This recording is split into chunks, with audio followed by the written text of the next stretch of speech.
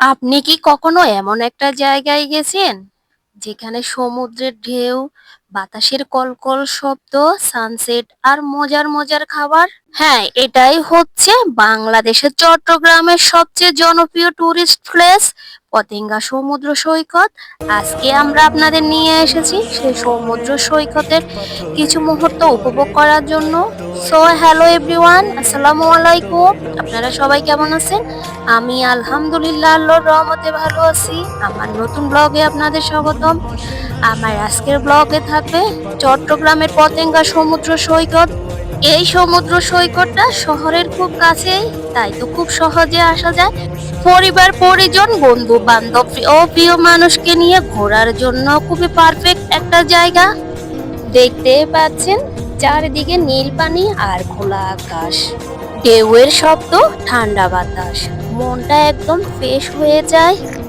বিশেষ করে বিকেলের সময়টা এখানে সবচাইতে সুন্দর লাগে।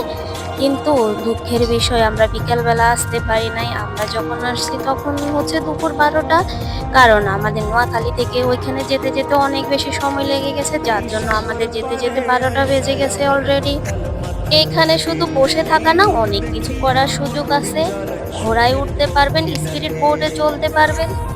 আর ছবি তোলার জন্য এই জায়গাটা তো একদম অসাধারণ। এখানের ভিউটা এত এত বেশি সুন্দর হয়, সানসেট পয়েন্টের ভিউ, সমুদ্রের ঢেউ সব মিলিয়ে একদম পারফেক্ট একটা জায়গা ছবি ওঠানোর জন্য।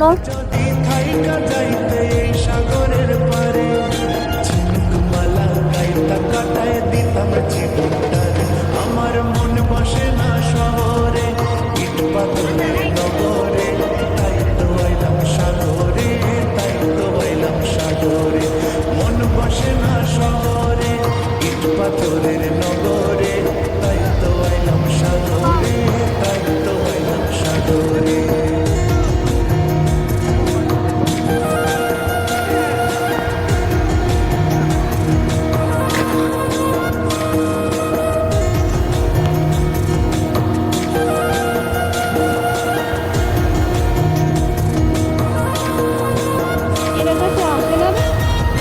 এখানকার প্রতিটা ঢেউয়ের শব্দ চোখ বন্ধ করে উপভোগ করার মতো।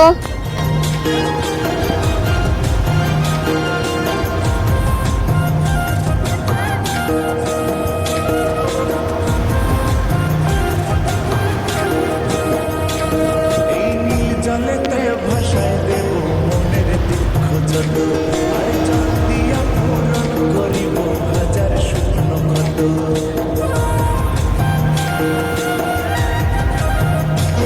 এই নীল জলেতে ভাসায় দেব মনের দুঃখ যত, আর জল দিয়া পূরণ করিব হাজার শুকনো ক্ষত। পারতাম যদি থাইকা যাইতে এই সাগরের পারে, ঝিনুক মালা গাইথা কাটায় দিতাম জীবনটারে। আমার মন বসে না শহরে, ইট পাথরের নগরে, তাই তো আইলাম সাগরে, তাই তো আইলাম সাগরে। মন বসে না শহরে, ইট পাথরের নগরে, তাই তো আইলাম সাগরে, তাই তো আইলাম সাগরে, তাই তো আইলাম সাগরে, তাই তো আইলাম সাগরে।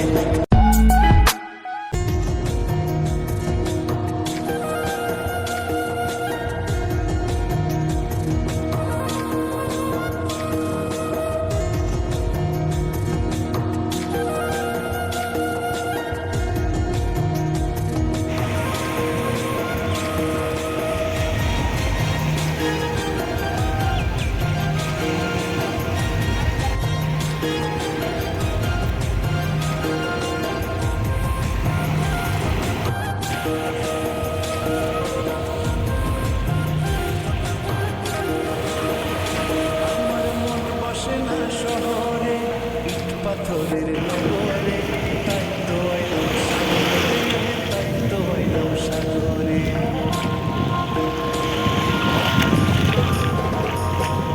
মন বসে না শহরে, ইট পাথরের নগরে, তাই তো আইলাম সাগরে, তাই তো আইলাম সাগরে।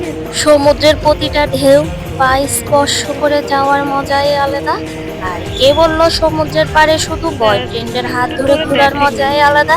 কিন্তু না, বয়ফ্রেন্ড না, বেস্ট ফ্রেন্ডের হাত ধরেও সমুদ্রের পাড়ে হাঁটার মজাও একদম অন্যরকম। আপনার বিশ্বাস না আমি হলে কিন্তু একবার বালি ট্রাই করতে সহযোগিতা পারেন করুন না, আমার দাঁড়া, মতো। আমি পা ধুই। দেখবেন সমুদ্রের পাড়ে কখনো বয়ফ্রেন্ডের দরকার হবে না, একটা বেস্ট ফ্রেন্ড থাকলেই যথেষ্ট। সমুদ্র নিয়ে, সমুদ্রের ঢেউ নিয়ে কথা বলতে গেলে অনেক কথা চলে আসবে, কিন্তু আর বেশি কথা বলতে চাই না, কারণ সমুদ্রের প্রত্যেকটা ঢেউয়ের শব্দ আপনাদের নিয়ে উপভোগ করতে চাই। তাই তো আর কোনো কথা বলবো না, এখন শুধু উপভোগ করব আপনাদের নিয়ে। এই সাগর পারে আইসায় আমার মাতাল মাতাল লাগে, এই রূপ দেখিয়া মন পিঞ্জরায় সুখের পক্ষী ডাকে। পারতাম যদি থাইকা যাইতে এই সাগরের পারে, ঝিনুক মালা গাইতা কাটায় দিতাম জীবনটারে। আমার মন বসে না শহরে, ইট পাথরের নগরে, তাই তো আইলাম সাগরে, তাই তো আইলাম সাগরে। মন বসে না শহরে, ইট পাথরের নগরে, তাই তো আইলাম সাগরে, তাই তো আইলাম সাগরে।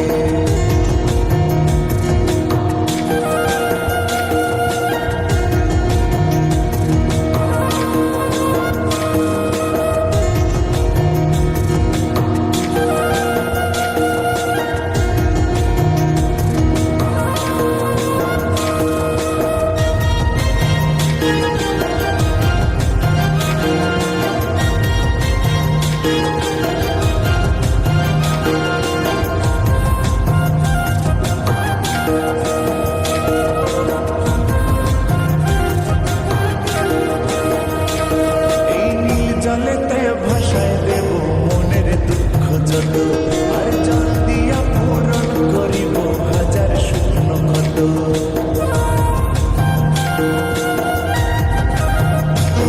এই নীল জলেতে ভাসায় দেব মনের দুঃখ যত, আর জল দিয়া পূরণ করিব হাজার শুকনো ক্ষত। পারতাম যদি থাইকা যাইতে এই সাগরের পারে, ঝিনুক মালা গাইতা কাটায় দিতাম জীবনটারে। আমার মন বসে না শহরে, ইট পাথরের